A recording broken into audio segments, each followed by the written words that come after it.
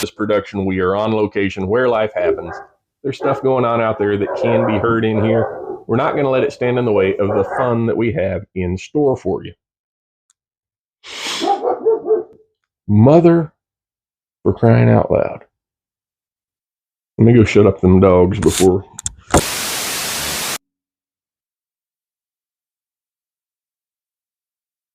Let me let the airplane get over the head of us.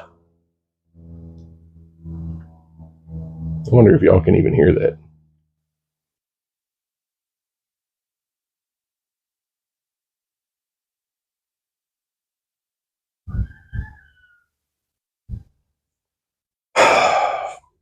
You can't make this stuff up.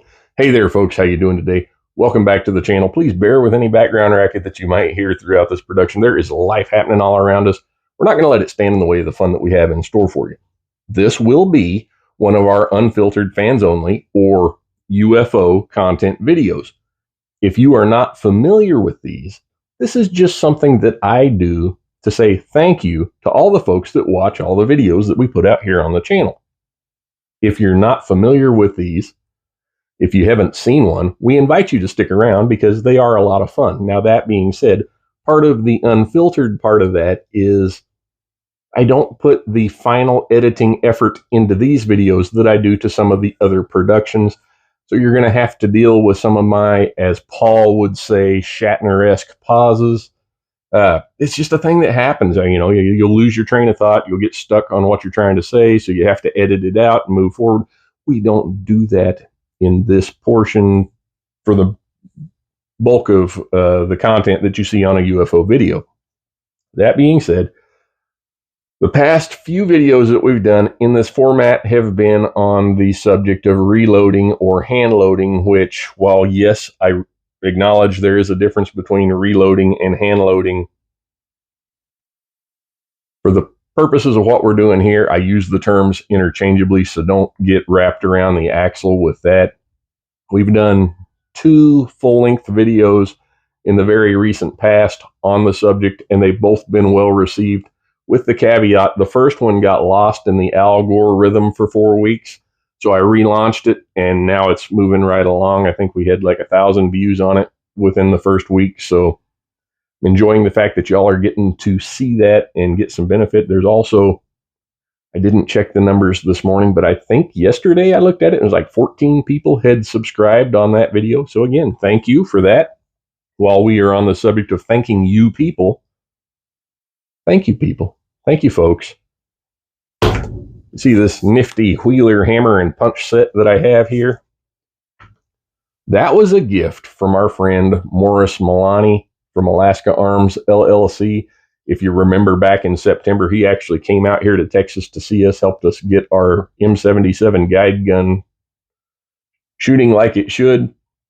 And he had provided us with a set of his quick release rings, as well as his extended belly floor plate for that rifle. Those are parts that he makes in-house up at Big Lake, Alaska. He's a machinist. He's a gunsmith. He is a master at his craft.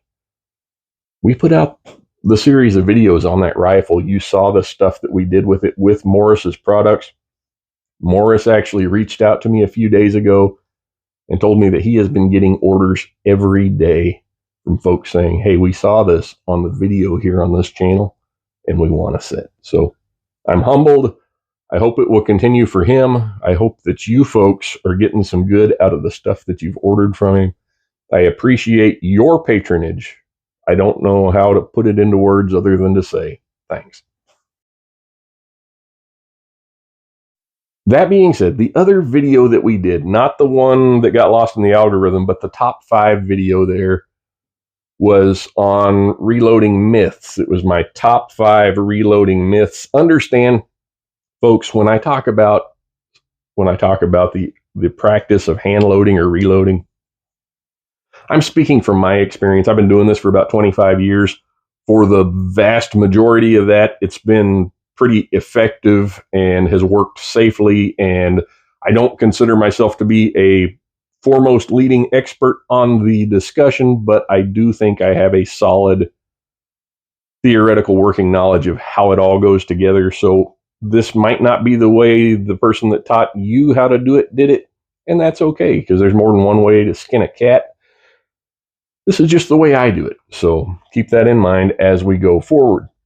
That top 5 video was really popular with you guys. Everybody seemed to enjoy it. So we're going to move forward with another segment of a top 5 video on the practice of reloading. And this one comes more or less direct from the comment section over the past few videos that we have discussed it with a couple of people in particular. And that is on the cost involved of getting started with reloading or hand loading. So this is going to be part 1 of a 2-part, at least, series on the top 5 ways to save money with reloading. I've got stuff written down here so I don't forget what I was going to say. So bear with me if I'm looking at the paper reading rather than looking at you. It's just how it's going to be. Getting started here with number 1 on our list would be to buy in bulk. Now, this, of course, is speaking of components, not necessarily equipment. You don't need 10 presses, but you might need 10 pounds of gunpowder.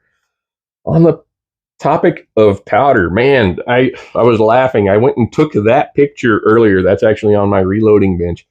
Long gone are the days that you could get a tray of primers for $1.39. Now, if you can find them at Academy, they're like $8 or $9 per tray for the small pistol ones, and the rifle ones are even more than that. I haven't checked online prices on primers in the last couple of months. They had gone up over $100 a brick. I think they're back down around $80, $85 a brick for primers, but that's what you're going to pay. I would say that the only effective way to purchase primers would be by the brick. When it comes to gunpowder, I've got 2 cans out here. This is Hodgdon 4895. This is my M1 Garand powder, although I do use it for some other things. I've had these sitting around for a long time. This can was $20.99 when it was purchased, and this one was $133 for the 8-pound jug. So significant difference in the price of these versus what you would pay now. But even back then, you know, $133 versus $160, you're going to save a considerable amount by buying your powder in bulk. Current prices, the example I'll give you for what's on the market today is Varget, which is a really good rifle powder. You can do a lot with it. Varget is $62.59 a pound on Midway USA versus $53.02 a pound if you buy the 8-pound canister or jug, whatever you want to call it. Now, that 8-pound jug is $424.19. That's before hazmat, before shipping, before tax. So just know you're going to pay about $500 for that 8-pound jug. But you're still going to save just about $10 a pound over buying it by the 1-pound canister. That kind of sucks. I mean, it was bad enough when I bought this one and it was $133. That was a few years ago. And yes, it is still good. The price of this stuff has gone through the roof. I'm hoping maybe now we'll see it come back down a little bit, but I wouldn't get my hopes up too high on that just yet. But just know that you can save a considerable amount by buying it in bulk versus buying it by the pound. On that subject, this is not a paid endorsement or anything else. You'll notice I'm wearing my Midway USA shirt. That is because when it comes to purchasing reloading equipment or components or whatever online, Midway is always the first place I look. And if they have it, I generally don't look anywhere else. I'm not going to say that they always have the very best price you could get, but they are a stand-up company. They're privately held. I've never, in many, many years of purchasing from them, ever had an issue with an order or a return if there was one that had to be made. And Midway's based in Missouri. I live in Texas. Typically speaking, if I order it this week, I will receive it this week. And There have been a couple of times in the past when I've tried to save money by buying something from a different outfit that I've come across. And sometimes you'll be sitting there waiting for that stuff for 2-3 weeks. I've waited a month before on stuff that I've ordered from some of these not so well known, not so reputable companies. So for what it's worth in the long run, if Midway has it, I'll buy it from them. Case closed. Uh, Moving on. Number 2 on our list would be buy your stuff at yard sales. Now, there is certainly some merit to one man's trash is another man's treasure. I can't tell you how many great deals I've gotten from yard sales. Now, a couple of caveats with buying stuff secondhand, especially when it comes to powders, primers, stuff like that. You don't know how it was kept, typically speaking, with either of those items. If it was kept clean and dry, temperature's not real crucial. And at least for most people, most loading, there are some extreme disciplines that we've talked about in the past where they take all of that stuff into consideration. I can tell you that I have used powder that was stored in wide variance as far as temperatures and that goes. And the effect on the powder down the road has been minimal that I have experienced. So I'm going to say that's really not a big issue. But moisture, humidity, all that kind of stuff is, as well as if you're purchasing something like a can of powder and that jar is open, I would use an abundance of caution before I would use that powder. I would, if at all possible, talk to the person that it belonged to. Quite often, it's a rare occasion that guy is going to be there to talk to, though. Typically, when you find stuff like powder or primers or reloading equipment in general at a yard sale, it's because usually grandpa's dead and the grandkids are selling off his stuff so they can turn the house into an Airbnb, and that's just kind of how that works. That being said, used equipment, especially, presses, dies, scales, measures, stuff like that, it's fine. I wouldn't think twice about using it as long as it appears to be serviceable. The dies aren't all rusted up on the inside or anything like that. You're going to be fine with that used equipment. If it's powder and primers, the easy way to do it is if I have H4895 out here on the table, so we'll use that for reference. If I'm familiar with that powder and I have some already, I would visually compare this powder to the powder that was in the jug that I bought that was open that said that's what it was. And if it appeared to be the same powder, you could even go so far as to put out a little string of each and burn them off and see if they burn at the same rate.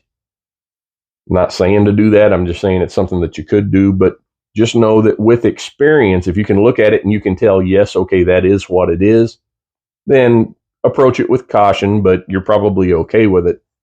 Whereas if it says it's $48.95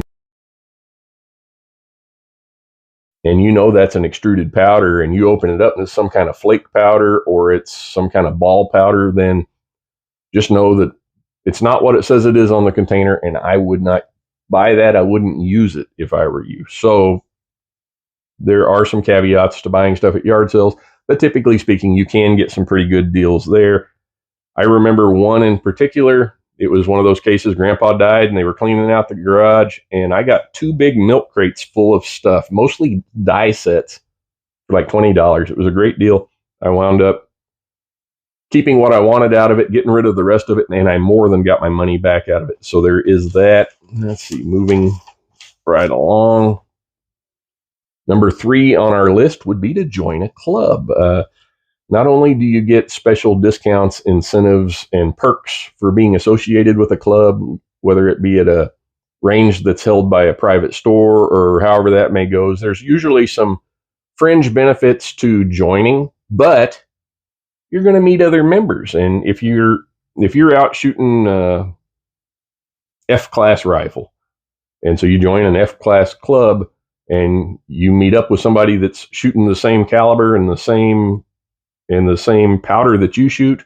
Going back to that expensive investment on the powder, maybe you could go halvesies, and instead of paying $500 for an 8-pound canister, you're paying $250 for half of one. So that's something to consider. Specifically with the Varget that we talked about before, the savings on the 8-pound jug versus the 1-pound jug was like almost $80. So that is significant. And when you're counting your pennies, every little bit helps.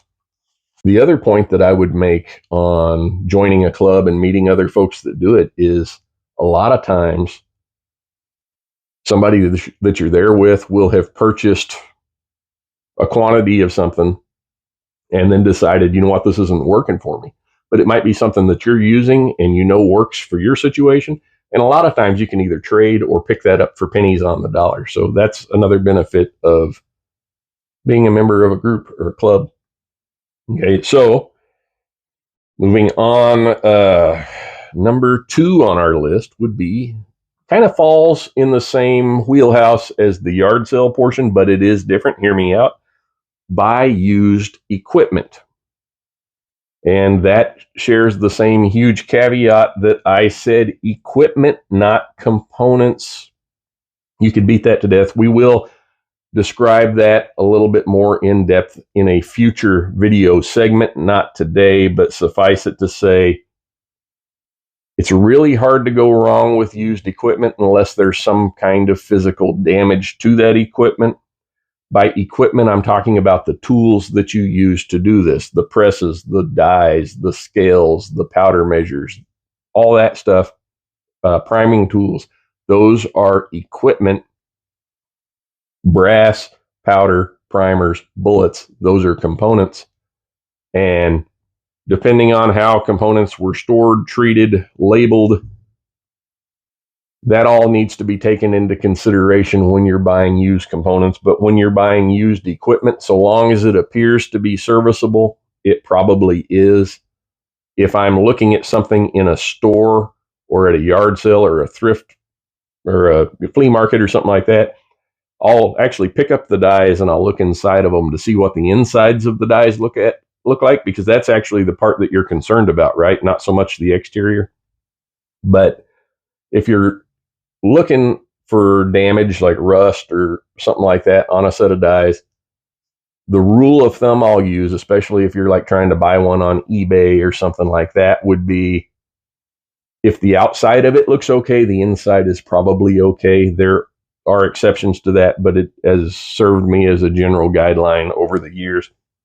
Speaking of eBay, I was on there just looking through stuff that I could include on this video, and right here you'll see that there is a set of Lyman, which is a good reputable company, Lyman 41 Magnum dies, $24.99 or best offer with free shipping.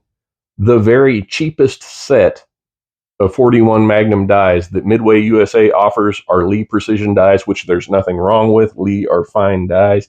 That being said, they're $41.79, I think it was, for a set that you're still going to have to pay shipping, or you're going to have to get the order total up to a point where you would qualify for free shipping, which is usually over $50. You're going to have to pay shipping. You're going to have to pay tax on that. You're probably still going to have to pay tax on the eBay sale, but you're looking at a nice quality set of dies for about half what you could find them for in the new market. And they did appear to be good quality dies when I looked over the advertisement.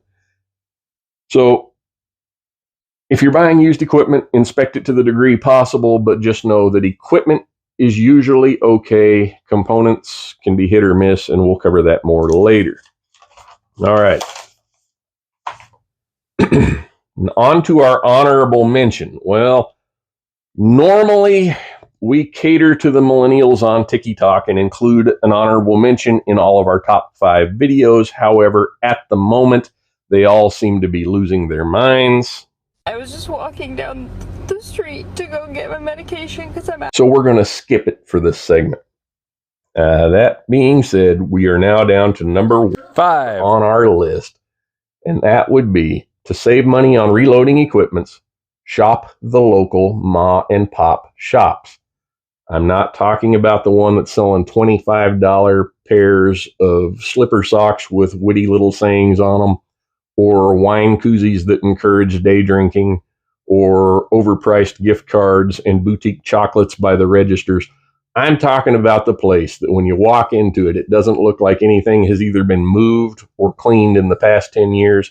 There has to be an old man sitting by the bench that looks like Uncle Elmer, a three-legged dog, and a 30-pound cat. If you find that place, guaranteed you're going to be able to save some money on reloading components. Here's why. Last year, I went to one of those establishments looking for some 450 Marlin brass. Now, they didn't have any. Nobody is currently making brass for the 450 Marlin for reloading component brass.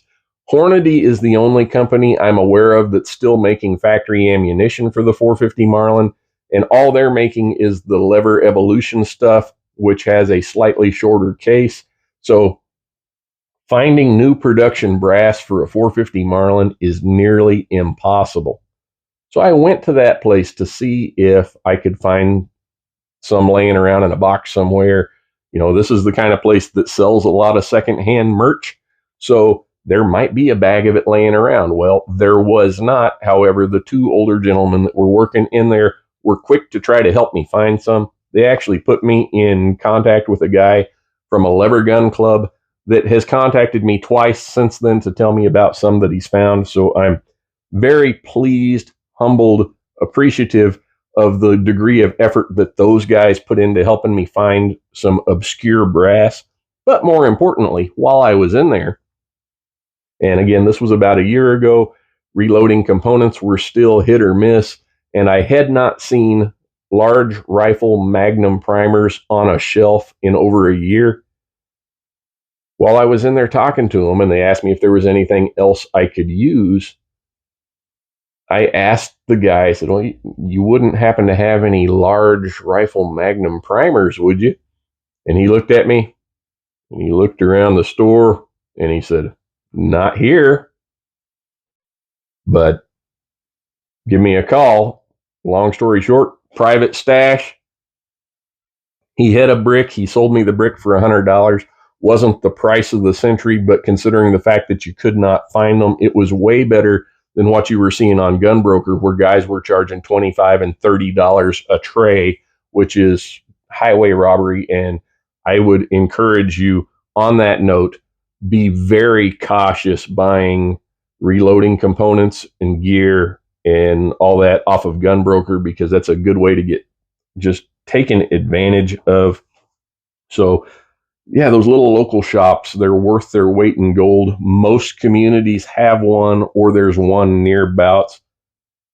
You know, I've gone into a couple of those places in the past and gotten the cold shoulder walking in and just figured, well, I'll go somewhere else. But more often than not, if you walk in and you're respectful and you tell them what it is that you're looking for, there's going to be somebody in there that's going to have an idea that could potentially save you some money when it comes to acquiring equipment or components for your reloading adventures. Not only that, but as an added bonus, they probably have some firsthand experience that they'll share with you that the kid working at Academy doesn't have. More on that later. I've taken up enough of your time. This is going to be a rather lengthy video, so I'm going to cut it off here. There will be a second part to this top 5 for saving money getting into reloading. We'll put that out in the near future. If you stuck around to this point, thanks for watching. Take care, and God bless.